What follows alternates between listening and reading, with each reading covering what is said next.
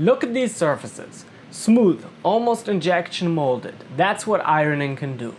But here's the problem. If you enable ironing with default slicer settings, the result is often worse than not using it at all. Today I will show you a simple, repeatable way of dialing in ironing. No guessing work, no random tweaking. Let me show you the core idea. In laser engraving, people use test grids.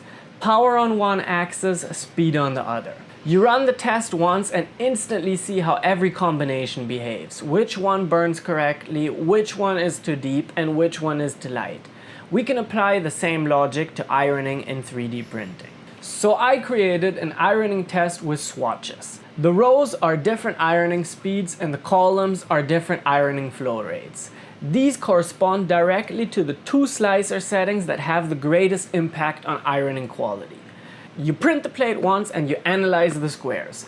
Some of the squares will look terrible, rough, over-extruded, or patchy. Some others will look clean and smooth.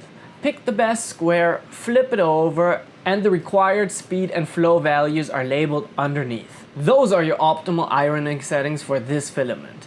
No guessing. Let me show you this in the real world. I printed this small parts tray in 3 versions. No ironing, with visible top layer lines. It's functional but still very clearly 3D printed, with ironing enabled but the default settings, which made it even worse.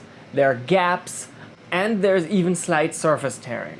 Ironing with the tuned test grid, completely different results. Smooth, uniform, clean surface. This is clearly superior and not subtle. The important thing here is you cannot generalize these settings. You cannot simply tune one filament once and apply it to all other filaments. Every different material, brand, color, additive, whether PLA, PETG or ABS, all affect the flow behavior different during ironing. If you want consistently perfect surfaces, you must calibrate each filament. To make this as practical as possible, I designed this ironing test to be compatible with Bambu Lab's swatch system. Now you don't just store the color, but you also store the perfect ironing speed, perfect flow, and every filament will have its own perfect setting saved. What is if none of the squares look perfect? That can happen.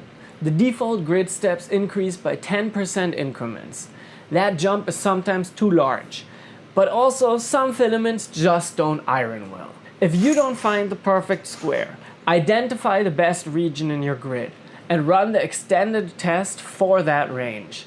The extended version uses 5% increments instead of 10% increments. So if you care about ultra clean top surfaces, calibrate your filament once, store the values, never fight ironing again. If you have any additional techniques or tips, please leave them in the comments below. Otherwise, I wish you a nice day. Bye!